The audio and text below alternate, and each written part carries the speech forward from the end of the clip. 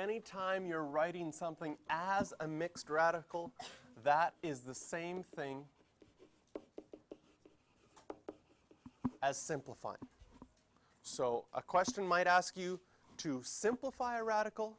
A question may ask you to write something as a mixed radical. That's the same thing. So in example A here, we have a cube root.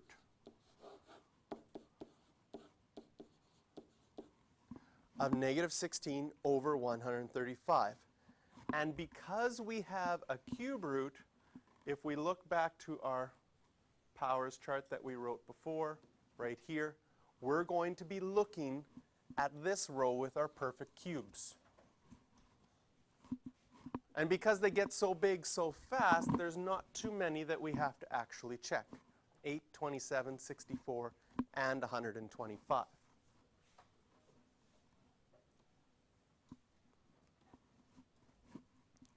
Now, a property when dividing is we could write the top, negative 16, and the bottom, cube root of 135, separate. And now we want to check if there's a perfect cube that divides these numbers. Now, in the first one, I've got 16. There's only one perfect cube I have to check, because our perfect cubes go 2 cubed is 8, and then 3 cubed is 27.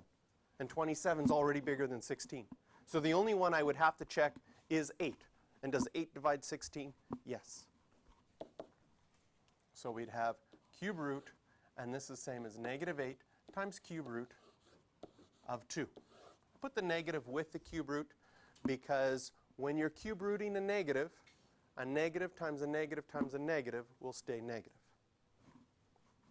135, that one is not an even number, so I know it's not going to divide by 8. I can take out my calculator. 135 divided by 27, does that work? Yes, it does.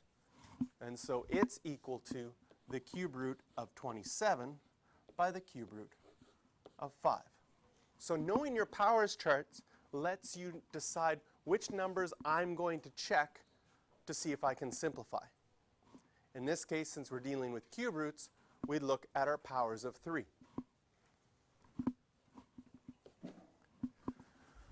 Since 8 is on our powers chart and it's 2 to the power of 3, the cube root of 8 will be 2, and the cube root of a negative is negative. You know that you can't take the square root of a negative, that's not allowed, but you can take the cube root of a negative because a negative times a negative times a negative will still stay negative. And what am I left with? I'm left with the cube root of 2 still. Cube root of 27 will be 3, and I'm left with the cube root of 5.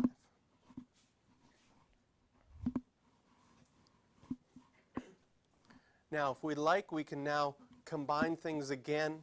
We can have our fraction out in front, and this as a big cube root as 2 over 5. And for powers of 3, you will be allowed to leave fractions. You know, last year were you not allowed to leave square roots or cube roots on the bottom? When they're higher powers, we're going to be able to leave them on the bottom. With square roots, we're still going to do practice of not having that on the bottom, not having a radical on the bottom of a fraction. For those of you that don't like radicals on the bottom of the fraction, I'll remind you of rationalizing the denominator. Does that sound familiar? Yes? No? Maybe you didn't do this in grade 10? Maybe I'm getting mixed up and this is introduced in grade 11? Then I won't teach it to you right now. I'll teach it to you later. But for right now, that is simplifying that radical.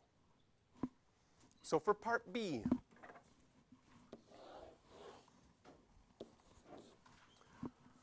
we want to write it as an entire radical. That means we want everything inside the root sign. In this case, it's a fourth root. You can't put a negative inside a root that's even. Just like you can't take the square root of a negative, you can't take the 4th root of a negative, you can't take the 6th root of a negative, because if you multiply something 6 times, the negatives would all go away. So in this question, we have a negative out in front. That's going to have to stay out in front. So I'm going to keep my negative out in front here. I'm going to make a 4th root with a space, because I'm going to have to write something instead of that 3. And then I'm going to make a 4th root here with 2 over 27. Going to your powers chart, powers of 4, what 4th root would give you 3? 3 to the power 4? 81.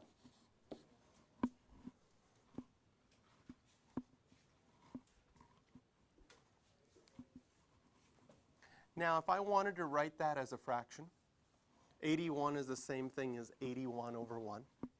And if I want to combine both of those radicals into one radical, now that they're the same with the same index of 4, I can multiply them.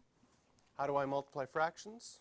Multiply the numerators, multiply the denominators. 81 times 2,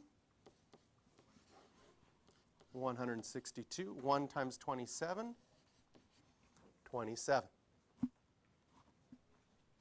And we have to simplify this fraction.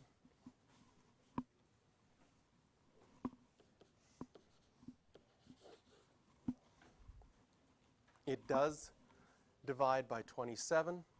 If you do 162 divide by 27, you get 6.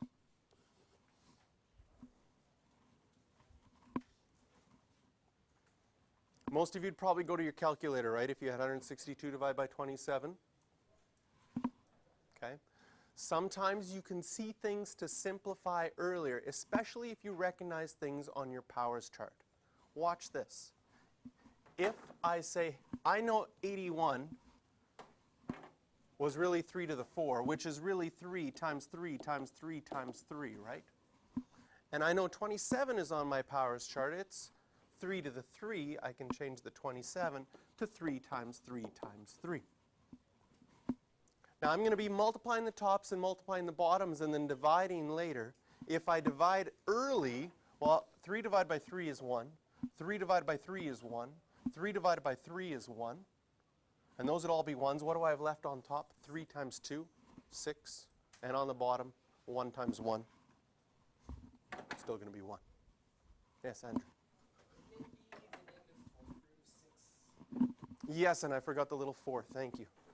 And you will want to do that as well. You're so used to writing square root signs, but not 4th root signs and cube root signs, that you have to be careful to make sure you remember to write that index.